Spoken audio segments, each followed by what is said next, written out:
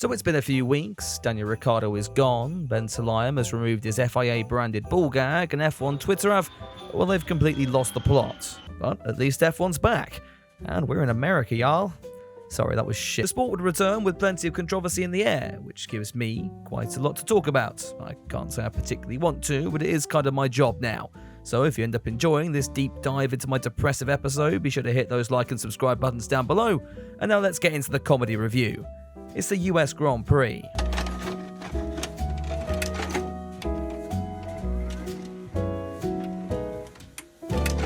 The news is official then. Daniel Ricciardo has been sacked mid-season, and an FP1 video didn't age like Chris Tyson's sperm. And while we could debate for hours which one was more likely at the beginning of the season, the bigger question is, did he even know? Christian Horner claims he was told on the Sunday of the Singapore Grand Prix, Laurent Mekies claims it was a few days before that, and Glass Eye here says the news was delivered several weeks ago. Or maybe that's his dementia confusing it with when he told Liam Lawson. Yet the Kiwi came out following his not quite so shocking signing and proceeded to piss on the situation that was already so soaked in piss, Bear Grylls was having an orgasm. The news that Ricciardo's fate was actually sealed merely a weekend after he was officially confirmed to be staying out the rest of the season did little to please the apoplectic committee of fans rallying for the Honey Badger's cock, me well and truly amongst them. Unfortunately, that meant hate being thrown Liam's way, which is totally unacceptable when our site should be solely trained on Mad Eye Moody here. Despite everything, Marco had the gall of asking Daniel to come back to the Red Bull fold, so he could be the team's very own Elephant Man and replace David Coulthard as their showrun driver when the Scotsman eventually decides to rejoin the world of Minecraft. Anyway, as we approached the US Grand Prix, the venue had laid out a book of remembrance for fans as if he'd f***ing died, and Liam Lawson opted to pay tribute to the fallen Honey Badger in the selection of his own race number, including the Aussie's iconic 3, followed by his chances of remaining in Formula 1. As we got closer to Sunday, Formula 1 would reveal a selection of rather controversial trophies for the upcoming Grand Prix. In Daft Punk meets Lego meets that birthday toy your aunt got you that you never wanted in the first place. I get these things are supposedly meant to be cheering, but to me it looks more like they're just crying, almost as if they want Lando Norris to put them out of their misery or to be decapitated and thrown mercilessly off the edge of the podium into the hands of the winning team. Max Verstappen is probably sat there glad he's not winning anymore. If he wanted a toy like this, he only needs to pop down to his local McDonald's. It didn't take long for social media to get a hold of Pudsey Bear here and tear him a new one. Even a real Lego man was forced into self-harm, and really, that all acts as a perfect segue into a new section for the comedy review. It's Ex-Bell End of the Week. Lando Norris stands, and this avid user of the platform thought they would break the ice by bringing up a clip of Oscar Piastri getting pissed after losing out due to the safety car in Miami. Surely this quadrant lot should be able to empathise best with the prospect of losing a Grand Prix. Only difference is this one wasn't self-inflicted. This post appeared to act as a magnet for McLaren fans' singular brain cells, making it all the more impressive that even collectively they were unable to form a remotely plausible argument. Didn't even thank him for Hungary. We should have seen he was a prick earlier on. His ego isn't something that's tangible in the long term for McLaren. Clearly, this commenter Bellen's recollection of the Hungarian Grand Prix conveniently omits any time this popped up on the screen. A rare example of sense popped up to ask what the whole point of this was. The poster admitting that they just wanted to start the race weekend with an argument they've clearly won as they felt the need to wipe the post from the internet. Sadly for them, I too have learned how to screenshot examples of bullshit I find online. If you brave this strange world yourself and want to submit your findings for Ex-Bell End of the Week, tag me on Twitter or post it on our Discord server. Now, back to the action. This is where I was about to start talking about FP1, except on Thursday, some bigger news would take the paddock by storm. Actually, that's a bad word to use in the US given recent events. In what we now know as Bibgate, stories were circling about an undisclosed Formula 1 team using hidden controls to alter the ride height between qualifying and the race. This has been banned since the introduction of Parc Fermé regulations in some year I can't be asked to look up. Speculation was rife over who this cheating team was, with the people of Twitter basing their theories on which driver they deemed to be most racist. In actuality, it wasn't long before Red Bull admitted to having such a component on their car, though were keen to make it clear they had never used it. That clears it up then. Guess it must just have been there to look cool. Marco was then back in the headlines and doing his best to toe the party line into a f***ing gas chamber. He claimed the FIA knew about the design all along and that it wasn't illegal whatsoever. The FIA clearly knew so much about the existence of this component that in farcical scenes they forced Red Bull's chief mechanic to put on a show and tell session for all of the world's media following opening practice. And speaking of, we should probably get to that on-track action, shouldn't we? Since it was a sprint weekend, this would be the only preparation the teams would get. Ferrari taking full advantage with Carlos Sainz ending the session at the top of the timing screens. The Scuderia believe this weekend will be the big teller in whether they'll be able to compete with McLaren for the constructors in the final 6 races of the season. A question I can quite clearly answer. No. The Papaya team were one of several to showcase one-off liveries for the Austin event, in what is a stunning chrome look despite the fact it was designed with a colour swap tool in about 15 seconds. The Alpines looked a little different this weekend, the team believing if they paint their cars like a McLaren, they might actually have an ounce of pace. In reality, this was to promote the new Indiana Jones game, titled Indiana Jones and the Lost French Performance, a violent shoot-them-up where you blast through the Viry factory mutilating the bodies of striking engine workers. Gasly went looking for some of this form in the Turn 1 runoff, otherwise P12 and 17 is kind of what we expect from these guys now. Aston Martin also showed off a new livery, only this one was so embarrassing it wouldn't be used for the race weekend. Instead, the team put their car amongst normal people, as that's the only way to make it look quick, in a promotional video which also showed they like kids. The final team with a new paint job were Haas, though the bigger news surrounding the American outfit was that they'd partnered up with Toyota in a comeback that apparently isn't a comeback after all. All we actually learned in all this is that Haas had been operating for the last 8 years without even access to a simulator, which besides explaining quite a lot, is almost as tragic as when we found out the Williams cars used to be designed in Excel. Throughout first practice, the new track surface was clearly catching drivers out. Either that, or Hamilton was so disgusted at the sight of a Haas he almost had to throw his car in the wall. Mercedes have brought new upgrades to this one, proud of the fact that they have produced enough for both of its drivers, though this just meant that we got to watch both of them struggle to adapt as the Silver Arrow spent the majority of the hour pointing the wrong way. With technical director James Allison looking like each member of his family were about to be repeatedly shot in the head, SQ1 got underway and we were being amazed by the fact that Sergio Perez was slightly less than usual, only putting a lap that was a tenth slower than teammate Verstappen. Order was quickly restored, however, when this lap was deleted for track limits. He would at least make it through the session, the same not able to be said about Oscar Piastri, who delved back into McLaren's history in chrome only to find this. Hey dude, I feel so confident speaking like an American. Me too, can't wait to eat a hot dog. I'm totally psyched, American bro. Woo! Yeehaw! Yeah! Yeehaw! The Australian found his last lap time deleted, sending the session down in 16th. At least Alex Albon made his exit in a slightly more spectacular fashion, spinning at the end of his lap, making us wonder if Sargent had been given a farewell show run at his home event. Of course, this was a ridiculous theory, one proved false when the Williams machine managed to avoid the wall. SQ2 would see Checo return to form, being outqualified by a junior team car and ending up knocked out of the top 10 shootout. Also ahead of the Mexican was Franco Colapinto, who had his own run-in with Pierre Gasly at the end of the session.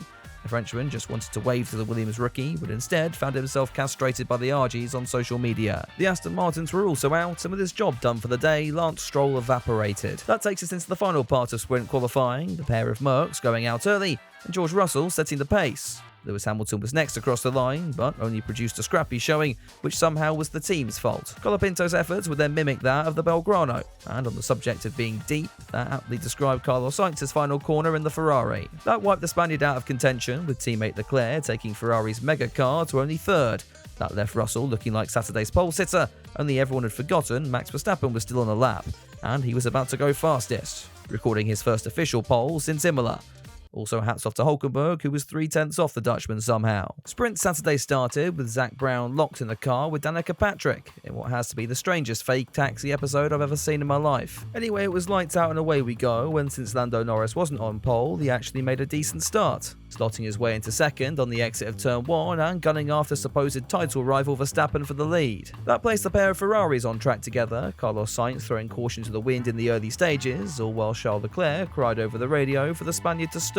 The Monegasque would win out in that battle for now. Meanwhile, a long way further back, Sergio Perez was on his own adventure, experimenting with new ways to prevent the RB drivers from snagging his seat. Oscar Piastri's charge through the field wasn't going that much better, as he found out that just because Gasly is driving an Alpine, it doesn't give you the right to forget they exist. As we moved into the second half of the race, all the talk was how much Lando Norris was closing in on Max Verstappen at the front, which quietly fizzled out when the gap started to grow instead. Attention quickly turned to third place man Russell then. Prior to lights out, the Silver Arrows were being touted as contenders for the win.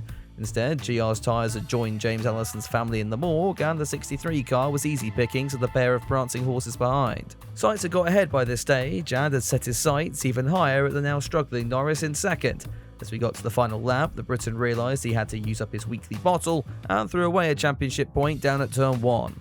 Cue a nail-biting finish where the Chrome McLaren had to fend off Leclerc's advances, even surviving a late Charlism in the final sector to remain on the podium. Max Verstappen and Red Bull were back, however, and the Dutchman crossed the line to take a dominant win in the sprint, meaning it was time for Parc Fermé to reopen and for them to adjust their car legally for once. Coming into Grand Prix qualifying, it was revealed that Fernando Alonso hadn't been best pleased with newcomer Liam Lawson. The Spaniard threatened to screw the Kiwi, and here he is demonstrating how he would suck the RB/AlphaTauri driver off afterwards. Lewis Hamilton was once again being touted for pole, the Briton living up to the hype by going out in Q1. And if you think things can't get any worse, he's just been beaten by a Sauber. Last word to you, Kenzo. Who's going to win the race this weekend? Lewis. Exactly. You know what, somehow I don't think he will be. The second part of qualifying was about as interesting as your mum. Nico Hülkenberg, so distraught at overshooting turn 1, he appeared to burst into tears over team radio. Lance Stroll was another one out, and as he evaporated again, Q3 would see a major upset, as Lando Norris was told to use the force and moved into provisional pole, Verstappen not able to usurp the McLaren on his run. Far worse was Sergio Perez, who was an entire second off the pace in a lap that was deleted for track limits anyway. By the final runs, Norris had done everything he could, but Verstappen was able to go a tenth faster in the first sector. The McLaren could do nothing to stop him. Russell having a big crikey moment, however. Yeah, that'll do it. Yep, that's me. You're probably wondering how I ended up in this situation. George Russell was entering Sunday with a problem. While Mercedes had been so proud of the fact they got upgrades ready for both cars in Austin, it did mean their number of spares was the same as Daniel Ricciardo's chances of staying in Formula 1. From the outside looking in though, it appeared the drivers liked these new parts about as much as one liked shoving a cactus up their prostate. Lewis Hamilton was uncharacteristically happy to give up his upgrades to help out his teammate, who claimed he'd rather start from the pit lane than spend another minute with his new bits. With that then, it was lights out and away we go again, and with Norris on pole this time, that meant he was about to cock it all up. Sure enough, the McLaren's defence into turn 1 was about as limp as Ayrton Senna's penis around people of age, Verstappen bullying his way by, while Charles Leclerc took one look at the squabbling children and moved up into the lead. Further back, Alex Albon was about to make the Alpine of Ocon into Indiana Jones DLC, an add-on where you have to hunt for what's left of the Frenchman's motivation at the apex of turn 1. It wasn't all Temple of Doom though. Lawson had made a mega start and was now back on the rear end of best buddy Alonso, and Lewis Hamilton had also risen to 12th. Oh, never mind, I guess I'll just go myself then. Having failed to rid himself of Mercedes' new upgrade package, Hamilton looked to emulate his teammate at the penultimate corner. That incident disrupted Bernd Maylander's afternoon wank as the safety car was called into action. When racing resumed a handful of laps later, Leclerc would hold a narrow lead from Verstappen and Sainz. Trouble was about to hit the top 3, however, as Carlos began to report the smell of fuel in the cockpit. Ferrari realised they'd accidentally turned on the Romain Grosjean 4D experience and were able to quickly resolve the problem. Red Bull, meanwhile, were concerned Max Verstappen hadn't reported his weekly issue yet, and so began to make some up for him to keep the Dutchman stimulated. If you thought Mercedes' day couldn't get any worse, Russell was now fighting with the Saubers, and when the 63 car made his way past, Bottas decided to just drive off the circuit, which means George gets a penalty because of reasons. Slow attempted something similar down at turn 1, but just ended up making himself look like a bit of a tit. Life was going a bit better for Sainz. His engineer might have been having a bit of a stroke over the radio, but the Ferrari strategy team were at least firing on all cylinders. They'd pitted the Spaniard early, and now he'd gotten the undercut on Verstappen. You could only dream of having a similar rear gunner. Checo was busy fondling with himself and battling with the Haas cars. Both Ferraris had boxed, but the McLarens were trying something a little bit different, staying out in what was described to Lando Norris as the German situation. Whether that means to lose on penalties or to wait until an evil Austrian shoots himself in the head, I don't know. But my sources tell me Helmut Marko was unfortunately alive when Norris finally made his way to the pits on lap 32. That gave him much fresher tyres than title rival Verstappen, setting us up for a thrilling end to the race where the world's highest paid bitches get to cry over team radio. Before we get to that, let's look down the field at RB. Liam Lawson had mimicked the McLaren strategy, completing a fantastic opening stint to jump ahead of teammate Tsunoda, who was so infuriated at the situation he forgot what way the track went down at turn 1. Back to the battle for third then, and Lando had now closed right onto the tail of Verstappen, giving us a thrilling 10-lap battle where Norris fought against the bottle and attempted to keep his championship hopes alive. We really were treated to the perfect example of how to battle on track, right up until the actual overtake itself, where Verstappen drove the McLaren into the bordering state at turn 12. Opinions on this were obviously divided. The debate came down to which car was ahead at the apex, then down to what exactly an apex was which is far too complicated a question for the incels of Twitter to fathom. If you happen to care about my view, I believe Norris was ahead, but then overtook Max off track, or while Max was also off the circuit as well. I'm not even sure the FIA have a rule for that. In the end, Lando decided that he would just keep the position and blame any penalty on the team later, attempting to build a 5-second gap up the road to negate such an action. All the while, Ferrari had driven an absolute masterclass, Charles Leclerc coming across the line to take the victory, and Carlos Sainz making it a Scuderia 1-2. Norris would cross the line in third, only to be knocked behind Verstappen due to that expected penalty. Guess we at least know what was meant by the German situation now. Further back, let's not forget to congratulate Liam Lawson and George Russell for coming back into the points, and to Sergio Perez for somehow being even more underwhelming than we all expected him to be. This guy really thinks he's going to win in Mexico next week. Ferrari though? Well, who saw that coming? Their 1-2 places them just 4 points behind Red Bull and the Constructors, and I'm kind of doubting that assessment I made earlier in this one.